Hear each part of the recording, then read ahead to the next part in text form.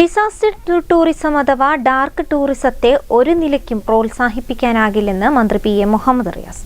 ദുരന്തം നടന്ന സ്ഥലം സന്ദർശിക്കുന്നവർക്കെതിരെ കർശന നടപടി സ്വീകരിക്കുമെന്നും മന്ത്രി വ്യക്തമാക്കി. ദുരന്തം നടന്ന സ്ഥലം ഒന്ന് കണ്ടുകളയാമെന്ന് കരുതി വരുന്നവരുണ്ട്. അത് ഡാർക്ക് ടൂറിസമാണ്. ഇത് അനുവദിക്കില്ല. ഇക്കാര്യത്തിൽ കർക്കശ നിലപാട് സ്വീകരിക്കാനാണ് ആലോചിക്കുന്നത്. ജനങ്ങൾ ഇക്കാര്യവുമായി സഹകരിക്കണമെന്നും മന്ത്രി മുഹമ്മദ് റിയാസ് പറഞ്ഞു. ഇവിടെ ഇങ്ങനെ നടന്നൊരു സ്ഥലമൊന്ന് വന്ന് കാണണം എന്ന ആഗ്രഹത്താൽ വരുന്നു. ഡാർക്ക് ടൂറിസമാണ്. ഡാർക്ക് ടൂറിസത്തെ എല്ലാ നിലയിലും നമ്മൾ എതിർക്കണം.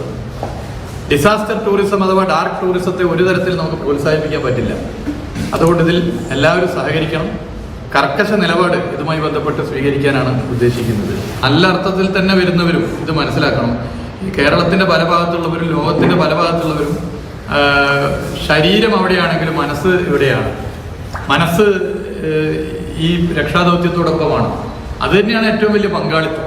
നമ്മൾ ഫിസിക്കൽ പ്രസൻസിന്റെ ആവശ്യം അത്രത്തോളം ഇല്ല. ലോകത്തുള്ള മുഴുവൻ പേരുടെയും മനസ്സ് വയനാട്ടിലെ രക്ഷാദൗത്യത്തിനോടൊപ്പമാണ്. അതുതന്നെയാണ് ഏറ്റവും വലിയ പങ്കാളിത്തം. ശാരീരികമായ സാന്നിധ്യം നിലവിൽ അത്രത്തോളം ആവശ്യമില്ല. എല്ലാവരും നല്ല മനസ്സോടെ വരുന്നവരാണ്. എന്നാൽ ആളുകൾ ഒന്നാകെ എത്തുമ്പോൾ ഉള്ള ബുദ്ധിമുട്ട് ചെറുതല്ല. അത് മനസ്സിലാക്കി ജനങ്ങൾ നിലപാട് സ്വീകരിക്കണം. ജനപ്രതിനിധികളോ മറ്റു ഉത്തരവാദിത്തപ്പെട്ട സ്ഥാനത്തിരിക്കുന്നവരോ വരുന്നതിൽ ഒരു തെറ്റുമില്ല. അവർ എത്തുകയും കാര്യങ്ങൾ മനസ്സിലാക്കുകയും അവരുടേതായ നിർദ്ദേശങ്ങൾ നൽകുകയും വേണം. അതേസമയം ആളുകൾ അനാവശ്യമായി എത്തുന്നത് ഒരു തരത്തിലും പ്രോത്സാഹിപ്പിക്കാൻ കഴിയില്ലെന്നും മന്ത്രി മുഹമ്മദ് റിയാസ് വ്യക്തമാക്കി. News bureau, Kozhikode.